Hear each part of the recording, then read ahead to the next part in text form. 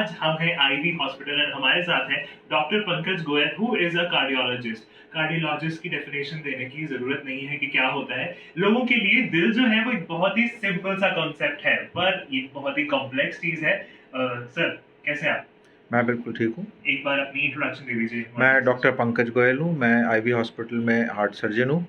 मैं अमृतसर में नियरली 23 साल से प्रैक्टिस कर रहा हूँ। वाह, 23 साल and it means a lot of experience, right? Yes. तो 23 साल में मतलब आजकल की अगर हम बात करें तो most common issue related to heart लोग क्या लेकर आ रहे हैं? देखो, जो सबसे कॉमनेस्ट प्रॉब्लम है वो जैसा हम आजकल देख रहे हैं वो हार्ट अटैक की प्रॉब्लम है। हम देख रहे हैं कि आजकल काफ़ी यंग एज में भी लोगों को ये हार्ट की प्रॉब्लम हो रही है। अभी काफ़ी जो सेलिब्रिटीज़ हैं उनका एक्चुअली आया, हमने देखा कि जिम में उनको हार्ट अटैक्स आ रहे हैं। तो ये प्रॉब्लम एक्चुअली काफ़ी ज़्यादा बढ़ गई है और सोशल मीडिया में होने की वजह से एक्चुअली ये हाईलाइट भी हो रही है। अच्छी भी बात है क्योंकि इससे हम इसको रोकने के लिए और ज़्यादा लोगों को जागरूक कर सकते हैं। मतलब अगर एक स्टडी के अकॉर्डिंग 2022 के सर्वे के अकॉर्डिंग जो 50% ऑफ मेन है under as of 50 years and 25% of females under as of 40 years, इनके अंदर हार्ट अटैक की प्रॉब्लम बहुत ज्यादा फ्रीक्वेंट है। सो ऐसा क्यों है? ये एक्चुअली अगर देखो तो वर्ल्ड में जो सबसे ज़्यादा हार्ट डिजीज़ का बर्डन जो है वो इंडिया में है, क्योंकि पॉपुलेशन है और जेनेटिकली हम लोगों में ये प्रॉब्लम ज़्यादा है। हम लोगों में डायबिटीज़ ज़्यादा है और हम लोगों में ये यंग एज में आती है। तो इसलिए हिंदुस्तान में ये प्रॉब्लम एक एपिडेमिक की तरह है, ठीक है ना। तो कॉज ये है कि सबसे एक तो जेनेटिक, मैंने बताया जेनेटिकली एज अ रेस हमारी जो आर्टरीज़ हैं उनमें छोटा साइज़ है। जो हमारा फ़ैट जिस तरह हम प्रोसेस करते हैं बॉडी को, वो हमारा थोड़ा डिफेक्टिव है, जिसकी वजह से ये फैट डिपॉजिट हो जाते हैं। दूसरी चीज़ है जो हमारा लाइफस्टाइल है। अनफॉर्चुनेटली ऑल्दो अवेयरनेस बढ़ रही है लेकिन हम लोग का फिटनेस पे उतना ध्यान नहीं है जितना कि वेस्ट में लोगों को है। तो ये सारे फैक्टर्स कंबाइन करके हमारे यहाँ ये इंसिडेंट्स बहुत ज़्यादा बढ़ गए। तो हम ऐसे में क्या चीजें, क्या क्या मेजर्स ले सकते हैं अपने हार्ट हेल्थ को सपोर्ट करने के लिए और हार्ट अटैक्स को दूर करने के लिए? तो देखो, जो हम चेंज नहीं कर सकते वो तो हमारी हम इंडियंस हैं, हमारी जो रेस है वो तो चेंज नहीं हो सकती। लेकिन कुछ चीज़ें हैं जो हम बिल्कुल चेंज कर सकते हैं। तो उसमें जो सबसे इम्पॉर्टेंट चीज़ है वो है फिटनेस। और फिटनेस के लिए एक्चुअली लोग जैसे हमने देखा है यूजली जाके ना जिम और हैवी उसकी कोई ज़रूरत नहीं है। बेसिकली हार्ट को हेल्दी रखने के लिए ये बिल्कुल साइंटिफिकली प्रूवन है, गाइडलाइंस में है कि आपको केवल वॉकिंग करनी है। अगर आपको 10,000 स्टेप्स है जो कि on an average about 6.5 to 7 kilometres आता है, अगर आप ये daily at least 5 days in a week कर रहे हो, यानी कि 50,000 स्टेप्स अ वीक, तो ये आपको हार्ट के जो रिस्क है हार्ट अटैक का वो नियरली 20% कम कर देता है। जस्ट सिंपल चीज़ की चलना। तो बेसिकली मैं तो यही सजेस्ट करूँगा कि आजकल सब फिटनेस वॉचेज़ आती हैं, सबको रखनी चाहिए। बहुत बड़ा मेजर मोटिवेटिंग फैक्टर है और सबका एम होना चाहिए कि भाई वो एटलीस्ट 10,000 स्टेप्स मिनिमम करें। आपको कोई फैंसी जिम ज्वाइन करने की ज़रूरत नहीं है। और वो कैसे होगा? यही होगा कि भाई आप चलते रहो। मतलब बेसिकली ये है कि आप फ़ोन पे बात कर रहे हो, चलते रहो आप। मतलब ये एक्टिव एफर्ट रहना चाहिए कि हम उन स्टेप्स को पूरा करें जिससे कि हमारा वेट कंट्रोल में रहे।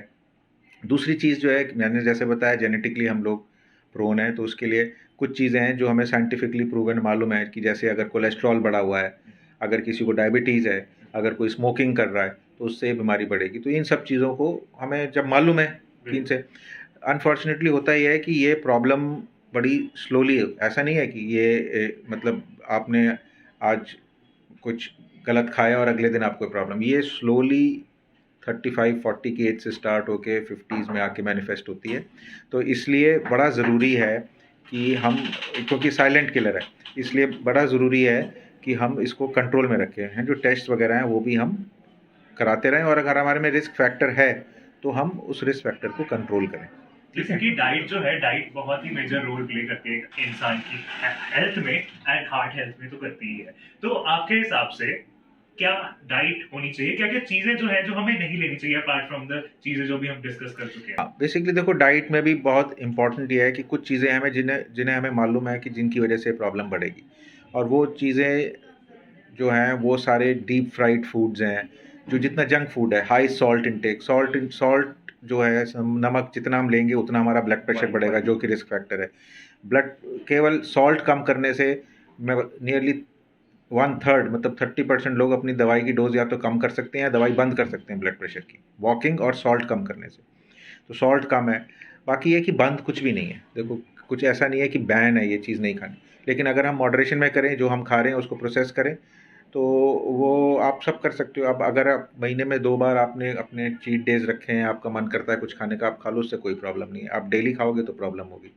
दूसरी चीज़ है जो इम्पोर्टेंट, वो याद रखने की है कि भाई जो आपकी बॉडी की प्रोसेसिंग आपकी 20-25 साल की उम्र में होती है, वो आपकी 45-50 में नहीं होती।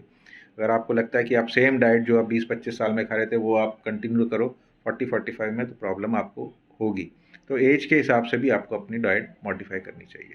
वाटर इनटेक का क्या रोल है, कितना वाटर इनटेक होना चाहिए? हाँ, वाटर इनटेक जो है वो बहुत इम्पॉर्टेंट पार्ट है, जो हाइड्रेशन है, क्योंकि हमारी बॉडी जो है वो नियरली 75% वाटर ही है, ठीक है। सो ऑन एन एवरेज हमारे वेदर में जो विंटर समर्स हैं उसमें तो एटलीस्ट 3 लीटर्स इनटेक। लेकिन उससे पहले मैं ज़रूर कहूँगा, जिनको हार्ट की प्रॉब्लम पहले से है, जिनको अटैक आ चुका है, जिनके हार्ट की पंपिंग कम है, उनको फ्लूइड इनटेक, वाटर इनटेक के बारे में पहले डॉक्टर से पूछ लेना चाहिए। नॉर्मल पर्सन के लिए 2 to 3 लीटर्स जो इनटेक है, स्पेशली हम लोग के जैसे वार्म हॉट वेदर में, तो इनटेक एडिक्वेट रहना चाहिए।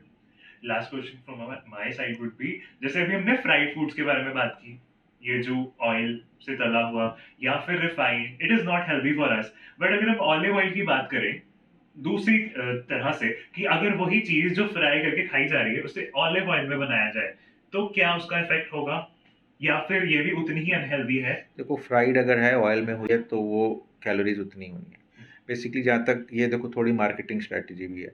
अगर आप नॉर्मल डाइट जो नॉर्मल घर में है उसमें आप देसी घी भी यूज़ कर रहे हो, does not make any difference, ठीक है ना।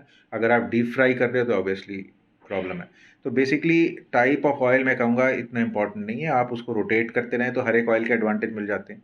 लेकिन इम्पॉर्टेंट ये है कि आप उसको किस तरह कुकिंग में यूज़ कर रहे हैं। अगर आप रोज़ डीप फ्राइड खा रहे हैं तो चाहे वो ऑलिव ऑयल है चाहे देसी घी हो, वो प्रॉब्लम करेगा ही करेगा। अगर आप जैसे महीने में रहता है, महीने में 2 बार कर रहे हो, तो आप कोई सा भी यूज़ कर लो, कोई प्रॉब्लम नहीं। लेकिन एडवाइजेबल यही है कि आप सारे ऑयल्स जितने भी हैं अवेलेबल, उनको रोटेट करते रहो, तो हर एक का एडवांटेज आपको मिल जाता है। एनी हेल्थ एडवाइस आप हमारे लिसनर्स को देना चाहें? मैं बस जो मेजर एडवाइस है वो यही है कि अपना वेट ज़रूर वॉच करें, और बेस्ट जो चीज़ है वो यही है कि आप वॉकिंग करें। अपना टारगेट रखें कि 10,000 स्टेप्स पर डे हमको करना ही है। उसके लिए आप अपना मोटिवेशन ढूंढें, आपको फिटनेस वॉच लेनी है, लें, और इसी से आपका जो हार्ट का रिस्क है बहुत कम हो जाता है।